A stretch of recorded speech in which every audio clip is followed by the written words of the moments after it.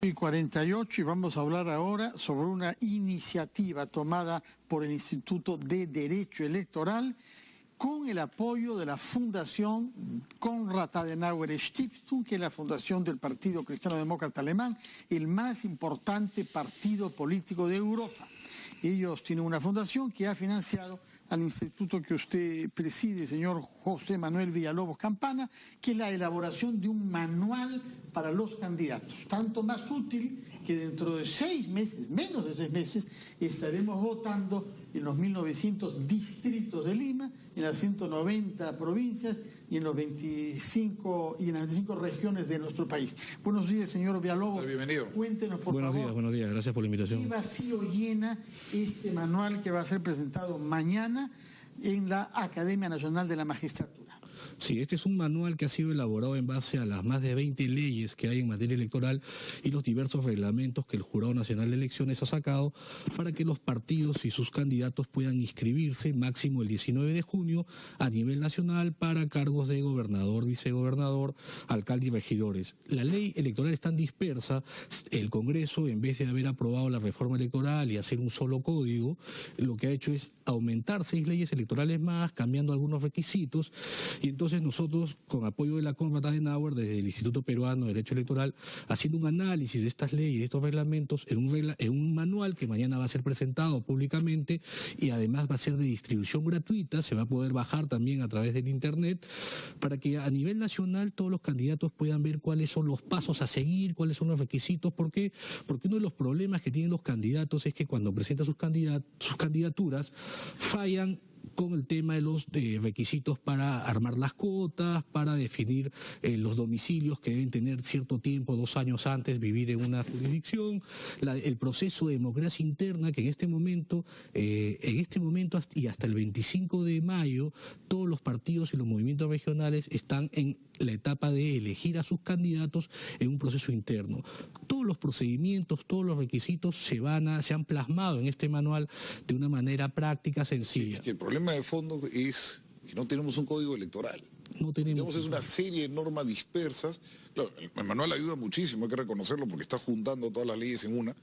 Pero la tarea de fondo es un código. La tarea de fondo, Aldo, como bien lo señalas tú, nace de una propuesta del año 2009 por el presidente Civina, en esa época del jurado, que con apoyo de USAID presentó al Congreso un proyecto de código electoral y código procesal. Han pasado 2 congresos y no han aprobado ese código electoral, y estamos en una ley que son 20 leyes más o menos de materia electoral. Tenemos ley orgánica de elecciones que podríamos decir... ¿Pero es desinterés o interés de que las cosas no caminen? Mira, yo creo que hay un ¿Pecados por omisión o por acción? Yo creo que ha habido voluntad, pero no se han puesto de acuerdo. Por ejemplo, este Congreso actual, el año pasado que se instaló, en vez de trabajar sobre la base de lo que el jurado ya le había presentado, que era ya un proyecto de código revisado, concordado por los organismos electorales, conformó una comisión de trabajo, Donaire, y en vez de trabajar sobre ese código, revisarlo y ver si estaba bien, presentaron una nueva propuesta. Que tampoco fue aceptada. Y que obviamente se entrampó y no llegó a nada, ¿no? Entonces, lo que salió... ¿Cómo dice que hay voluntad? Hay voluntad para revisar, para discutirla, de que no hay voluntad, para hacer algunos cambios, pero no para sacar el código per se, ¿no? Nadie quiere darle al jurado como que se lleve el jurado el bono político. Retomamos nuestra entrevista con el señor Villalobos, presidente del Instituto Peruano de Derecho Electoral, que viene anunciando que mañana se presenta un manual, es decir, un instrumento para facilitar el trabajo de los, creo, más de 100.000 candidatos que se espera para las elecciones de octubre. Más de 10.000 listas de candidatos para las elecciones regionales y municipales, que en promedio supera los 100.000 candidatos, ¿no? Y entonces nosotros lo que queremos es ayudar a que estos candidatos puedan presentar bien sus listas. Por ejemplo, se acaba de modificarse la ley hace unos meses y además ahora de tener el domicilio múltiple, por ejemplo, mucho se señala que el alcalde de Magdalena va a postular para Cañete, para la provincia de Cañete, y todos se preguntan, ¿pero cómo? Si eres alcalde de Magdalena, ¿cómo podría postular por Cañete? Pues hay 2 opciones para postular por un distrito diferente al cual tú domicilias, y en el caso de él que es alcalde. Uno es tener un domicilio múltiple. ¿Qué significa el domicilio múltiple? Que además de que si no tienes tu DNI en ese distrito, puedes tener una propiedad, o puedes haber alquilado una propiedad en el lugar. Un tipo de negocio, creo, ¿no? O puedes tener tu domicilio fiscal, domicilio laboral, por ejemplo. Si tú tienes una casa en la playa, en Asia, ya perteneces a la provincia de Cañete y puedes postular. Pero además, si es que no vives en la provincia o en la región donde vas a postular, no tienes ningún domicilio múltiple, pero has nacido ahí, no tienes ningún domicilio múltiple, pero has nacido ahí, puedes postular también por ese lugar, y esa es una de las últimas modificaciones que hizo el Congreso de la República. Porque usted lo que dice es muy importante. Acuérdese que Acuña y Guzmán, perdón, el caso de Guzmán, de Acuña fue otro tema, Acuña fue la dádiva.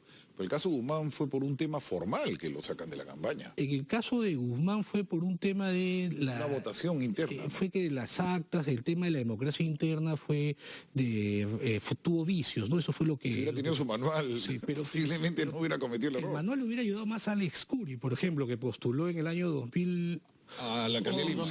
Y lo tacharon. Nosotros también en el manual explicamos cómo es que se presentan las tachas, en qué consisten, y a Alex Curi, por ejemplo, le cuestionaron el domicilio que él presentaba, porque él era en ese momento gobernador regional, había sido del Callao, su actividad era en el Callao, pero él presentó un domicilio en Lima, y el domicilio con el que él postulaba era un domicilio fiscal, pero el RUC que él tenía estaba inactivo y por lo tanto no le sirvió para acreditar los 2 años que se necesita acreditar de domicilio. El problema fue el RUC, perdón. El RUC inactivo. Todo el mundo pensó que era por el domicilio fiscal, fue por el RUC. Claro, el domicilio fiscal, no sabía. al estar inactivo, el domicilio fiscal no es válido. No era válido, tenía los 2 años. Claro. Otro de los temas que la ley electoral ha modificado es el impedimento ahora para aquellas personas que han tenido una condena por delito de terrorismo, narcotráfico, violación o corrupción. Estas personas, así ya hayan cumplido su pena, es decir, si estuvieron en la cárcel ya salieron, ya se rehabilitaron, como dice el Código Penal, igual de por vida no podrán postular.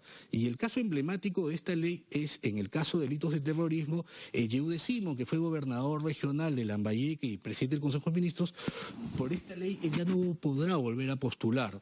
Y también tenemos algunos alcaldes como Ricardo Chiró, que en San Juan del Lurigancho, que estuvo haciendo campaña, salió esta ley y ya se dio la posta. ¿Qué modificaciones hay respecto del más grave de los temas, que es el financiamiento electoral? Mucho se ha dicho que el mal marco normativo abre una brecha para que la plata sucia entre a la política en las campañas. ¿Qué novedades hay? Y es un tema que en la declaración de Lima, ayer a propósito de la 8ª Cumbre de las Américas, los jefes de Estado han acordado promover medidas para que el financiamiento de las campañas no introduzca dinero oscuro, dinero ilícito. Las modificaciones son las siguientes. Hasta antes de esta modificación a la ley, los partidos políticos solo podían recibir hasta 60 UITs de aportes, pero de personas naturales o de personas jurídicas. Ahora han prohibido que las personas jurídicas aporten a los partidos políticos, pero además ya estas personas no podrían contratar con el Estado si es que han aportado a un partido. Pero además han separado lo que es la campaña presidencial con lo que es la campaña de los candidatos a gobierno regional y alcaldes. En este caso, cuando es una campaña de gobierno regional o alcaldes, el candidato tiene un responsable de campaña que se hace cargo de informar a la OMPE sobre los aportes y sobre el gasto. De acuerdo, señor Villalobos. En la presidencial, el responsable es el partido, no el candidato. En la campaña subnacional, el responsable de los gastos es el candidato. Es importante que leamos ese manual nosotros como comunicadores y sobre todo quienes quieran ser candidatos, háganos llegar algunos ejemplares, por favor, para leerlo con mucho detenimiento. Felicitaciones y que los bajen de la página a usted y a la Fundación Konrad Adenauer, que han hecho posible que se publique este manual presentado mañana en la Academia Nacional de la Magistratura. Buenos días, señor Villalobos. Pausa y titulares de la hora antes de volver a Ampliación de Noticias.